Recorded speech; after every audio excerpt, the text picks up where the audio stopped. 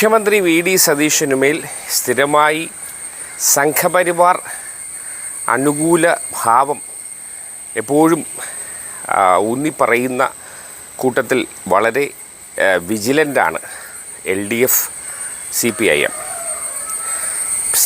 ഈ PM പദ്ധതി അത് സംഘപരിവാറിൻ്റെ അജണ്ട UDF സർക്കാർ വി ഡി സതീശൻ നയിക്കുന്ന മുഖ്യമന്ത്രിയായി UDF സർക്കാർ സംഘപരിവാറിന് കീഴിൽ അടിയറവ് വയ്ക്കുന്നു എന്ന് വളരെ വിമർശനാത്മകമായ രീതിയിൽ പ്രഖ്യാപിക്കുകയാണ് CPIM. സ്വരാജ് അതിന് മറുപടി പറയുകയാണ് അദ്ദേഹത്തിൻ്റെ വാക്കുകളിലേക്ക്.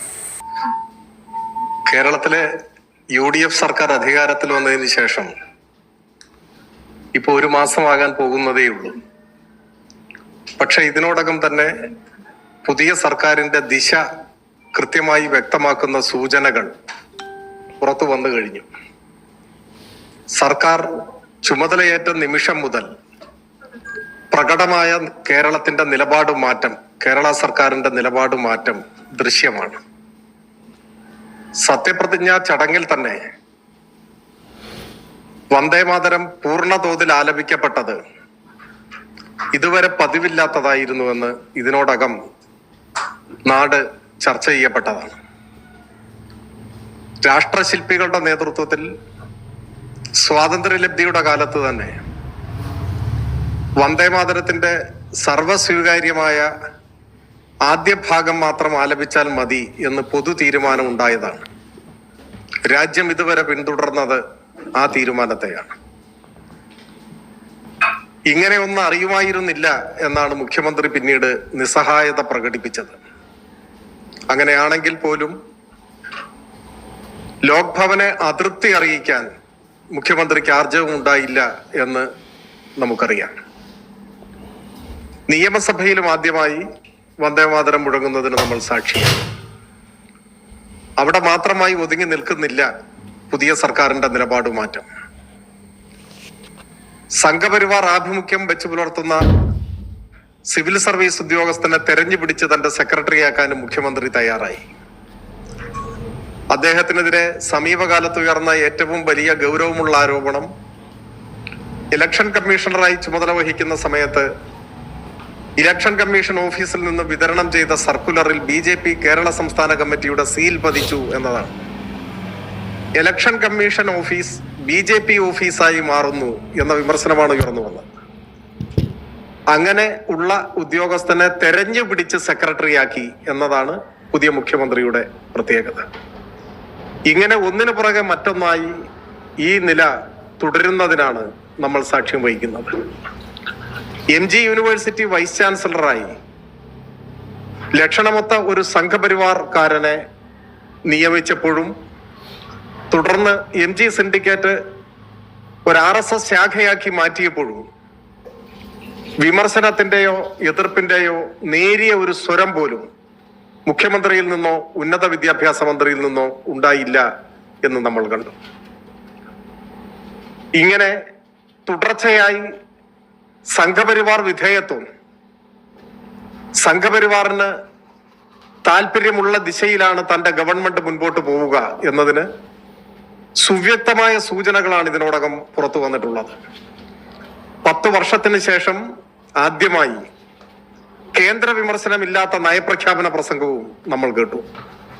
കേരളത്തിന് അർഹതപ്പെട്ട കേന്ദ്രവിഹിതം തടഞ്ഞു വെക്കുന്നത് ഉൾപ്പെടെയുള്ള കാര്യങ്ങളിൽ കേന്ദ്രത്തോട് ഏറ്റുമുട്ടിക്കൊണ്ടാണ് ഇതുവരെ ഗവൺമെന്റ് മുൻപോട്ട് പോയതെങ്കിൽ മലയാളിക്ക് വേണ്ടിയുള്ള കേന്ദ്രത്തിന്റെ കേരള വിരുദ്ധ നയങ്ങൾക്കെതിരെയുള്ള ഏറ്റുമുട്ടലിന്റെ കാലം കഴിഞ്ഞു എന്നാണ് സൂചിപ്പിക്കുന്നത്.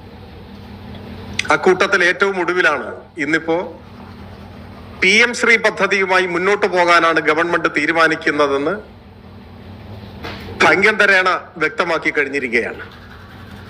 PM ശ്രീ പദ്ധതി കേരളത്തിൽ ഇതിനോടകം ഗൗരവമായി ചർച്ച ചെയ്തിട്ടുള്ളതാണ്.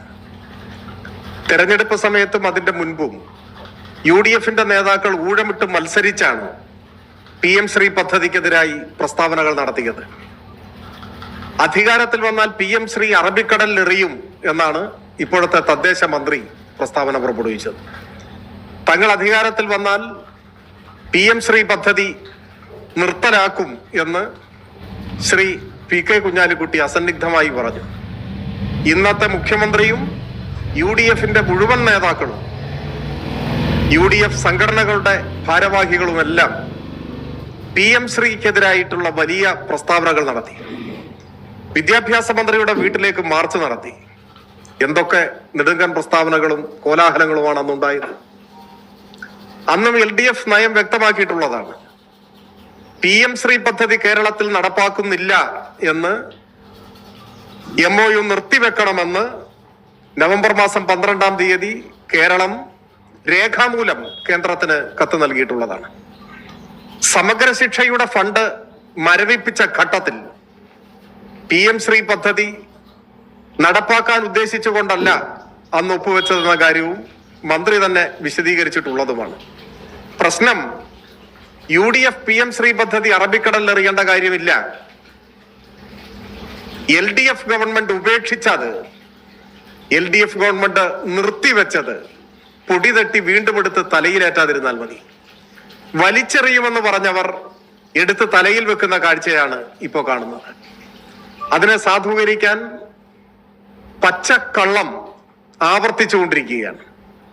PM ശ്രീയിൽ നിന്ന് ഒപ്പിട്ട് പണം വാങ്ങി എന്നാണ് ഉത്തരവാദിത്തപ്പെട്ടവർ പറയുന്നത്. ഒരു നയാ പൈസ PM ശ്രീ ഇനത്തിൽ കേരളം കൈപ്പറ്റിയിട്ടില്ല. PM ശ്രീ പദ്ധതിയിൽ ഏതൊക്കെ സ്കൂളുകൾ വേണം എന്ന കാര്യത്തിൽ പോലും ആലോചിച്ചിട്ടില്ല. ആ പദ്ധതി നടപ്പാക്കാനേ ഉദ്ദേശിച്ചിട്ടില്ല. മന്ത്രിയുടെ നേതൃത്വത്തിലുള്ള പ്രത്യേക സംഘം കേന്ദ്രമന്ത്രിയുടെ മുൻപാകെ നേരിൽ വ്യക്തമാക്കിയതാണ്, ഞങ്ങൾ ഈ പദ്ധതി നടപ്പാക്കാൻ ഉദ്ദേശിക്കുന്നില്ല. രേഖാമൂലം കത്ത് കൊടുത്തതാണ്, ഈ പദ്ധതി നിർത്തിവെക്കുന്നു, ഇത് നടപ്പാക്കാൻ ഉദ്ദേശിക്കുന്നില്ല. സമഗ്ര ശിക്ഷയുടെ ഫണ്ട് വാങ്ങിയതിനാണ് PM ശ്രീയുടെ ഫണ്ടാണ് എന്ന് പറയുന്നത്. ഇത് രണ്ടും തമ്മിലുള്ള വ്യത്യാസം പോലും ഈ പറയുന്നവർ മനസ്സിലാക്കിയിട്ടില്ല. സമഗ്ര ശിക്ഷയിൽ കേരളം ഉൾപ്പെടെയുള്ള സംസ്ഥാനങ്ങൾക്ക് അർഹതപ്പെട്ട ഫണ്ട് വ്യവസ്ഥാപിതമായി ലഭിക്കേണ്ടതാണ്. എന്നാൽ 2023-24 മുതൽ PM ശ്രീയിൽ ഒപ്പിട്ടില്ല എന്ന കാരണം പറഞ്ഞ് ആ ഫണ്ട് മരവിപ്പിക്കുകയാണ് ചെയ്തത്. അതാണ് പ്രശ്നം. ഒരു ഘട്ടത്തിൽ ആ ഫണ്ടിൽ കുടിശ്ശികയുണ്ടായിരുന്നത് സ്കൂൾ യൂണിഫോം, അതുപോലെ തന്നെ പാഠപുസ്തകം, ഈ കാര്യങ്ങളെല്ലാം വിതരണം ചെയ്തതിൽ വിദ്യാഭ്യാസ നിയമപ്രകാരം, വിദ്യാഭ്യാസ അവകാശ നിയമപ്രകാരം കേന്ദ്രത്തിന്റെ വിഹിതം തരണം എന്ന ആവശ്യത്തിൽ സമഗ്ര ശിക്ഷയുടെ ഒരു ഗഡു അനുവദിച്ചതിനെയാണ് PM ശ്രീ ഫണ്ട് എന്ന് കളവായി ചിലർ പറഞ്ഞുകൊണ്ടിരിക്കുന്നത്. PM ശ്രീ പദ്ധതി കേരളം നടപ്പാക്കാൻ ഉദ്ദേശിക്കാത്ത പദ്ധതിയാണ്, ഉപേക്ഷിച്ച പദ്ധതിയാണ്. MOU നിർത്തലാക്കണമെന്ന് സർക്കാർ ഔപചാരികമായി കേന്ദ്രത്തെ അറിയിച്ചതാണ്, രേഖാമൂലവും നേരിട്ടും അറിയിച്ചതാണ്. നിലവിൽ അങ്ങനെ ഒരു പദ്ധതിയില്ല. മണ്ണിട്ട് മൂടിയ ഒരു പദ്ധതിയെ വലിച്ചെറിയും എന്ന് പറഞ്ഞവർ കുഴിമാന്തി എടുത്ത് തലയിലേറ്റിക്കൊണ്ട് നടക്കുന്നതാണ് ഇപ്പോൾ കാണുന്നത്. ഇത് കേരളത്തോടുള്ള വെല്ലുവിളിയാണ്. ഇന്നലെ വരെ പറഞ്ഞ കാര്യങ്ങൾ വിഴുങ്ങുകയാണ്. കോൺഗ്രസ് ജയിക്കുകയും BJP ഭരിക്കുകയും ചെയ്യുന്നതിനാണ് കേരളം സാക്ഷ്യം വഹിക്കാൻ പോകുന്നത്. കേരളത്തോട് ഇന്നലെ വരെ പറഞ്ഞ കാര്യങ്ങളുടെ പേരിൽ, ഇന്ന് ചെയ്യുന്ന കാര്യങ്ങളുടെ പേരിൽ കോൺഗ്രസ് നേതൃത്വം, UDF നേതൃത്വം, സർക്കാർ മാപ്പ് പറയേണ്ടതാണ്. PM ശ്രീ പദ്ധതിയുമായി മുന്നോട്ട് പോകാനുള്ള നീക്കം ഈ ഗവൺമെന്റ് ഉപേക്ഷിക്കേണ്ടതാണ്. ഉത്തരേന്ത്യൻ സംസ്ഥാനങ്ങളെ പോലെ ദേശീയ വിദ്യാഭ്യാസ നയം നടപ്പാക്കുന്നതിന്റെ ഭാഗമായി ഈ പദ്ധതിയുടെ മറവിൽ കേരളത്തിലെ വിദ്യാഭ്യാസ രംഗത്തെയും പൊതുവിദ്യാഭ്യാസ രംഗത്തെയും കാവി ഉടുപ്പിക്കാനാണ് ശ്രമിക്കുന്നതെങ്കിൽ മതനിരപേക്ഷവാദികളായ മലയാളികൾ അത്തരം നീക്കങ്ങളെ ചെറുത്തുതോൽപ്പിക്കും. അതിന് ഇടതുപക്ഷം CPIM നേതൃത്വം കൊടുക്കുകയും ചെയ്യും. സംഘപരിവാറുടെ ഒരു അനുഭാവപൂർവമായ നടപടിയാണ് മുഖ്യമന്ത്രി VD സതീശൻ സ്വീകരിക്കുന്നതെന്ന് പറയാൻ, തെളിയിക്കാൻ CPM എപ്പോഴും വ്യഗ്രത കാട്ടുന്നു. ശരിയോ തെറ്റോ കാത്തിരുന്ന് കാണാം.